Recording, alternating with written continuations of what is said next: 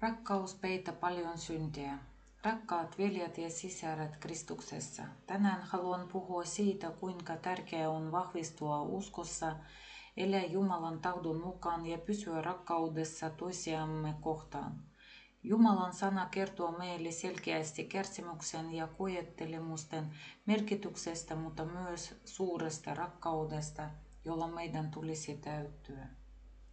Jättäkää entinen synnin elämä. Apostoli Pietari sanoo meille, koska siis Kristus on kärsinyt lihassa, niin varustautukaa tekin samankaltaisella mielellä, sillä se, joka on kärsinyt lihassa, on lakannut synnistä. 1. Pietarin kirja 4.1. Olemme kutsunut jättämään entisen elämän, jossa elämme inhimillisten himojen mukaan ja vaeltamaan nyt Jumalan tahdon mukaan. 1. Pietarin kirja 4.2. Tämä tie ei aina ole helppo ja maailma ihmettelee, miksi emme enää osallistu sen synnilliseen elämään. Sen tähden he uuduksuvat sitä, ette juokse heidän mukaansa samaan riettauden lättäkön ja herjäävät. 1. Pietarin kirja 4.4. Mutta älkäämme pelätkö, sillä jokainen joutuu kerran vastaamaan hänelle, joka pian on tuomitseva, elävät ja kuolleet. 1. Pietarin kirja 4.5. Valvokaa, sillä kaiken loppu on lähellä. Herra varoita meitä sanassaan, mutta kaiken loppu on lähellä. Olkaa sen tähden määrätietoisia ja raitiita rukoilemaan. 1. Pietarin kirja 4.7. Meidän tulee olla paitsi viisaita ja tarkkavaisia myös täynnä rakkautta, sillä ennen kaikkea pitäkää toinen toistanne kohtaan kärsivällinen rakkaus, sillä rakkaus peitä paljon syntiä. 1. Pietarin kirja 4.8. Raamattu opettaa meitä myös, mutta tämä yksi älkääköön olko teiltä salassa, rakkaani, että yksi päivä on Herran edessä niin kuin 1000 vuotta ja 1000 vuotta niin kuin yksi päivä. 2. Pietarin kirja 3.8. Siksi meidän on valvottava ymmärtäen, että Jumalan aikakäsitys on erilainen kuin meidän ja oltava aina valmiita hänen paluuseensa. Antakaa silmenne avautua. Rakkaat veljet ja sisaret, jos joku teistä kaipaa uutta elämää, jos haluatte silmienne avautuvan ja pysyvän erottamaan totuuden, eli synnin armosta ja oikeat asiat vääristä, niin Herra on luvannut siunauksensa.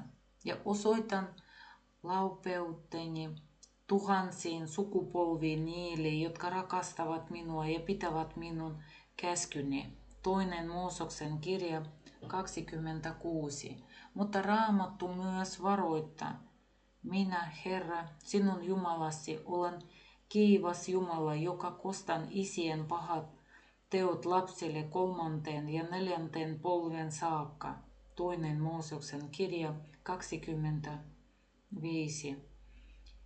Ja Herra on pitkämielinen, mutta ei jätä rankaisematta, vain kosta isien pahat teot lapselle 3.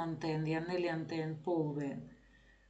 4. Mooseksen kirja 14.18. Mutta tässä on Jumalan armo, kun otamme Jeesuksen Kristuksen elämämme, taivaat avautuvat ja muutos alkaa tapahtua paitsi meissä, myös lapsissamme, sukulaisissamme ja läheisissämme.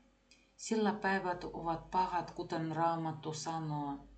Katsokaa siis tarkoin, kuinka vaellatte, ei niin kuin tyhmät, vaan niin kuin viisat, ja ottakaa vaari oikeasta hetkestä, sillä päivät ovat pahat. Kirja Efesolaisille 5, 15-16. Muistakaa myös, että saatana kulkee ympärinsä kuin kiljuva leijona etsien, kenet voisi niellä. Olkaa raitit, valvokaa, teidän vastustajanne paholainen kulkee ympärinsä kuin kiljuva leijona etsien, kenet voisi niellä. 1. Pietarin kirja 5:8. Juuri tästä syystä tarvitsemme Herran suojelusta, sillä hän antaa enkeleen käskyn varjella meitä. Sillä hän antaa enkeleen sinusta käskyn varjella sinua kaikella teilläsi. Psalmi 91:11. Henkilöinen maailma. Vaikka emme näe hengellistä maailmaa, se on todellinen. Jeesus sanoi siitä, minun valtakuntani ei ole tästä maailmasta, evankeliumme Johannuksen mukaan 18:36. Samoin on kirjoitettu, meidän taistelumme ei ole lihaa ja verta vastaan, vain hallituksia, valtoja, tämän pimeyden maailman hallitsijoita ja taivaan avaruuden pahoja henkeä vastaan. Kirje Efesolaisille 6:12. Siksi meidän on pukeuduttava Jumalan koko sota-asuun, jota voimme kestää pahana päivänä. Kirje Efesolaisille 6:13. Pelastusrukous. Jos tunnet sydämessäsi, että haluat ottaa Jeesuksen Kristuksen vastaan elämäsi, voit rukoilla näin. Herra Jeesus, tunnustan, että olen syntinen ja tarvitsen sinun armoasi. Uskon, että kuolit ristillä minun syntieni tähden ja nousit kuolleista, jotta voisin saada iankaikkisen elämän. Pyydän sinua tulemaan sydämeeni, muuttamaan minut ja johdattamaan minut totuudessa. Annan elämäni sinun käsisi ja pyydän, että ohjaat minua joka päivä. Kiitos, että olet pelastanut minut ja tehnyt minusta Jumalan lapsen. Aamen. Jos joku tänään on rukoillut pelastusrukouksen, olkoon Herran siunaus ylänne. Kehotan teille jatkamaan kasvua uskossa, kuunnelkaa saarnoja, lukekaa raamattua tai kuunnelkaa sitä YouTubessa, sillä Jumalan sana tuo valon elämäämme. Olkaa siunattua Jeesuksen Kristuksen nimessä. Aamen.